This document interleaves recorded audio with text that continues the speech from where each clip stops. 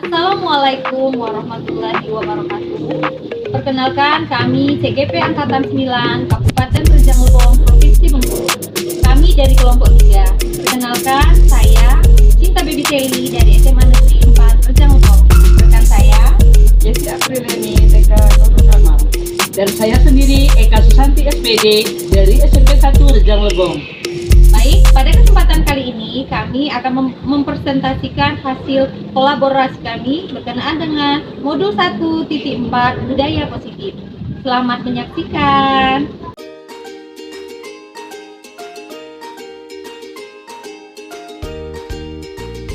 Ruang kolaborasi modul 1.4 budaya positif.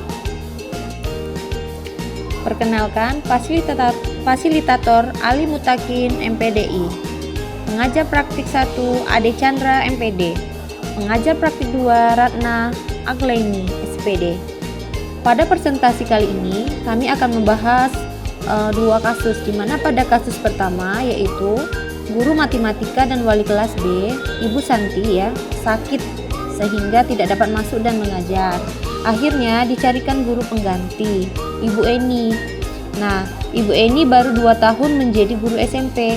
Beberapa murid perempuan, Vivi dan Natali, mengetahui hal ini dan mulai menggunakan kesempatan dan bersikap seenaknya, tertawa dan tidak mengindahkan kehadiran Ibu Eni.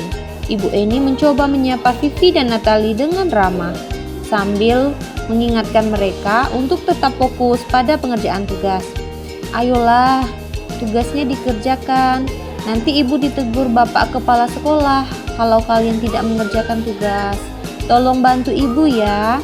Namun, Pipi dan Natali malah jadi tertawa. Ah, ibu santai saja bu. Mereka tetap tidak mengerjakan tugas dan malah mengobrol. Setelah berpikir sejenak, Natali dan Pipi mengusulkan bagaimana kalau mereka mengadakan sebuah diskusi kelompok dengan teman-teman sekelasnya. Tema yang mereka pilih adalah penerapan keyakinan kelas, terutama sikap saling menghormati dan bagaimana penerapannya dalam kehidupan sehari-hari di sekolah. Usulan kedua adalah mengirim email ke Bu Eni tentang gagasan mereka tersebut. Mereka pun memberitahu Ibu Eni bahwa mereka telah memberitahu kepala sekolah, Pak Hasan. Bila lain waktu ada ketidakan guru, maka mereka mengusulkan Ibu Eni sebagai penggantinya. Pada kasus pertama ini, ada beberapa pertanyaan. Yang pertama yaitu berkenaan dengan langkah restitusi yang diambil Ibu Santi. Yang pertama yaitu kalau menurut kelompok kami, yang pertama yaitu menstabilkan identitas, di mana menanyakan tentang laporan Ibu Eni dan bersedia memperbaiki kesalahan. Selanjutnya yaitu validasi tindakan, di mana indikatornya adalah Vivi dan Natali mengirim email ke Ibu Eni dan ingin meminta maaf. Ibu Santi menanggapi bahwa tindakan itu boleh saja dilakukan jika mereka bersungguh-sungguh ingin meminta maaf. Dan yang terakhir yaitu menanyakan keyakinan, di mana indikatornya adalah Vivi dan Natali mengakui bahwa perilakunya tidak sesuai dengan keyakinan kelas. Apa yang mereka lakukan untuk memperbaikinya?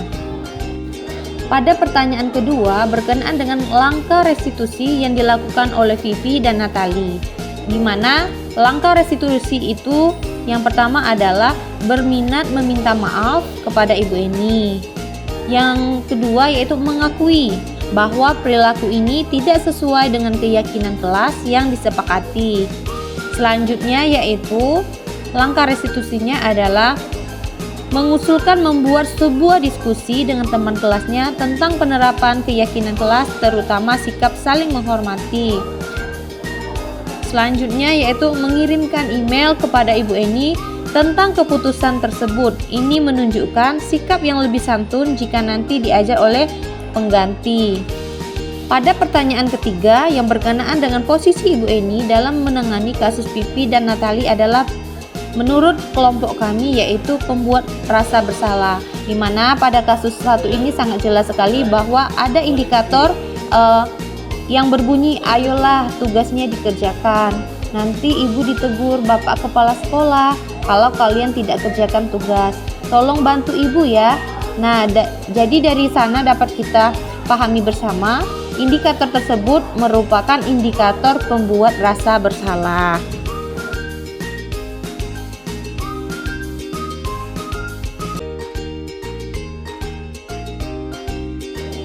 Selanjutnya, pada kasus kedua ini dapat kami simpulkan bahwa kronologi dari kasus tersebut yaitu di mana Sabrina bangun terlambat dan karena terburu-buru lalu ia memakai sepatu berwarna coklat yang seharusnya adalah hitam sesuai dengan peraturan sekolah, serta Pak Lukman tetap bersikeras untuk menyita sepatu Sabrina apapun alasan yang disampaikan oleh Sabrina.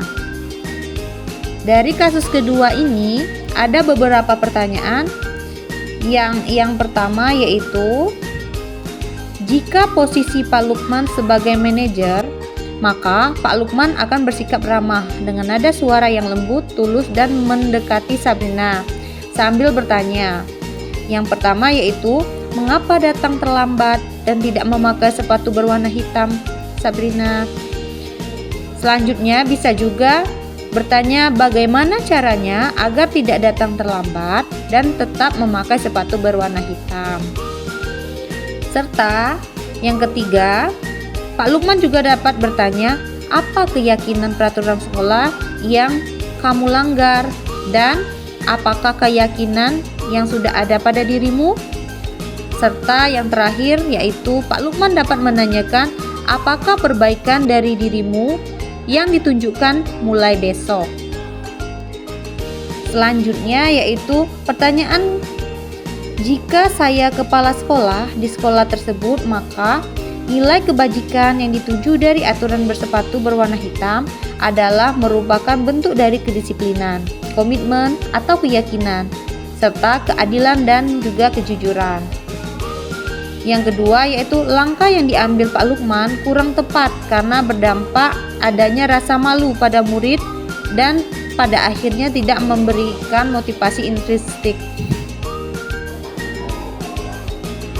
Kasus 3. Pada kasus 3 ini, di mana kronologis kasusnya adalah Ibu Dani, guru bahasa Inggris, mengalami permasalahan dan menghadapi anak yang bernama Fajar, di mana Fajar tidak memperhatikan, acuh tak acuh, dan nilai-nilainya pun tidak terlalu baik untuk pelajaran bahasa Inggris. Pada kasus ini, posisi kontrol apa yang diambil oleh Ibu Dani dalam pendekatannya kepada Fajar?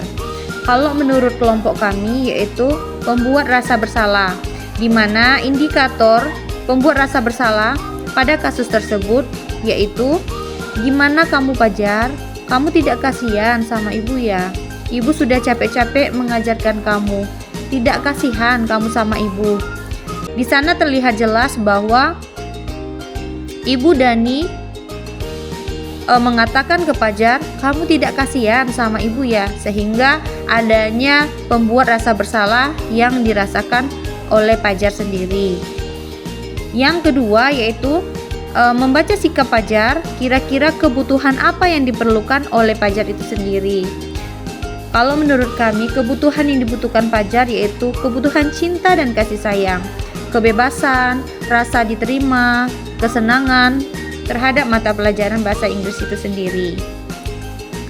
Indikatornya di mana pada kebutuhan kasih sayang, di mana ia diminta untuk memiliki kepedulian serta penguasaan dengan memperlakukannya dan menganggap Fajar bahwa dia tidak bisa mengerjakan soal tersebut, lalu beri kesempatan dengan menuntunnya mengerjakan soal, bukan menyuruhnya untuk duduk kembali. Serta kesenangan, di mana dengan menciptakan suasana pembelajaran yang menyenangkan di kelas agar Fajar tidak mengantuk, akhirnya bisa tertidur. Sedangkan pertanyaan selanjutnya, di mana bila mana Ibu Dani mengambil posisi pemantau, apa yang akan dilakukan atau dikatakan olehnya? Pertanyaan-pertanyaan seperti apa yang akan diajukan serta jelaskan. Yang pertama yaitu, mengapa kamu tidak memperhatikan ibu ketika ibu menjelaskan? Apakah yang kamu lakukan saat ini sesuai dengan keyakinan kelas kita? Yang ketiga yaitu kamu sudah tidur dan bermalasan di pelajaran ibu. Apakah kamu tahu konsekuensinya? Yang keempat yaitu apa yang seharusnya kamu lakukan saat pembelajaran berlangsung? Pertanyaan selanjutnya yaitu apabila Anda adalah kepala sekolah di sekolah Fajar dan mengetahui hal ini, bagaimana tindak lanjut Anda?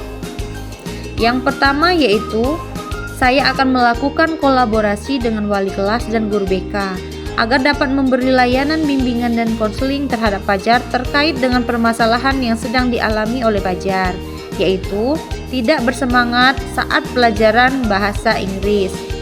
Yang kedua, saya akan memberikan saran ke Ibu Dani agar mencari informasi terkait kondisi Fajar, yaitu bisa dengan melakukan kolaborasi dengan orang tua dan meminta Ibu Dani untuk menanyakan langsung kepada teman sebayanya terkait dengan permasalahan Fajar di sekolah. Pada kasus keempat yang sudah kita baca bersama, di mana kami menyimpulkan bahwa kronologi kasusnya Anto dan Dino sedang bermain bersama di lapangan basket dan tiba-tiba terlibat dalam sebuah pertengkaran adu mulut. Dino pun menjadi emosi dan mengadakan kontak fisik, menarik kemeja Anto dengan kasar sampai 3 kancingnya terlepas. Pada saat itu guru piket langsung melerai mereka dan membawa mereka ke ruang kepala sekolah. Dari kasus keempat ini ada beberapa pertanyaan, di mana yang pertama yaitu posisi kontrol apa yang telah dipraktikkan oleh kepala sekolah Ibu Siti, serta hal-hal apa saja yang dilakukannya sehingga Anda berkesimpulan demikian. Menurut kami yaitu posisi kontrolnya adalah menjadi seorang manajer, di mana indikatornya adalah Ibu Suti mengarahkan Dino untuk memperbaiki kesalahannya dengan cara belajar untuk menjahit. Lalu Dino diminta juga agar memperbaiki kancing baju Anto sebagai bentuk tanggung jawabnya. Pada pertanyaan kedua, dalam kasus tersebut bagaimana Dino dikuatkan serta bagaimana Anto dikuatkan oleh Ibu Siti? Jawabannya adalah pada kasus tersebut indikatornya Ibu Suti menanyakan tentang keyakinan sekolah kepada Dino. Kemudian ia juga menanyakan cara memperbaiki kancing Anto. Dan Ibu Suti memberikan bantuan solusi untuk belajar menjahit ke Pak Irfan. Serta Ibu Suti mengatakan ke Anto bahwa kemejanya sudah diperbaiki saat pulang sekolah. Pertanyaan ketiga, kira-kira nilai-nilai kebajikan atau keyakinan sekolah apa yang dituju dalam kasus tersebut? Menurut kami adalah dari kasus keempat ini adanya rasa tanggung jawab, mandiri, kreatif, dan komitmen. Seperti kita lihat bersama bahwa adanya tanggung jawab yang telah dilakukan oleh Dino terhadap Anto, di mana ia mau untuk memperbaiki kancing baju Anto yang terlepas. Kalau kita lihat dari nilai kemandirian, bahwa Anto bersedia untuk menemui Pak Irfan dan belajar bagaimana cara menjahit. Dan juga nilai kreatif, di mana di sana juga pada awalnya kita ketahui bersama bahwa Dino sebenarnya tidak bisa menjahit. Akan tetapi dengan belajar ia mampu untuk menjahit baju Anto. Sedangkan komitmen, di mana pada kasus tersebut seperti yang kita lihat bersama bahwa mereka mampu untuk kembali seperti semula. Mereka dapat berbaur dan berbincang seperti semula ketika permasalahan itu terjadi. Jadi di sini sangat jelas sekali bahwa Anto dan Dino komitmen dengan langkah yang sudah mereka sepakati bersama dan bersedia untuk saling memaafkan dan tetap bermain bersama. Yang terakhir yaitu refleksi, di mana dari keempat kasus tersebut kami belajar bahwa yang pertama, seorang guru harus mengetahui posisi kontrol yang paling tepat diterapkan di sekolah agar dapat mencapai suatu tujuan yang mulia. Yang kedua, guru harus mengetahui kebutuhan dasar siswa sehingga guru mampu menerapkan restitusi yang ada. Yang ketiga yaitu Hendaknya guru selalu menggunakan kata-kata positif yang dapat membangun motivasi intrinsik bagi peserta didiknya. Serta yang keempat yaitu kita sebagai guru harus mampu menerapkan nilai-nilai kebajikan pada diri siswa dalam kegiatan pembelajaran. Mungkin itu saja penjelasan dari kelompok kami berkenaan dengan ruang kolaborasi 1.4 budaya positif. Terima kasih banyak. Wassalamualaikum warahmatullahi wabarakatuh.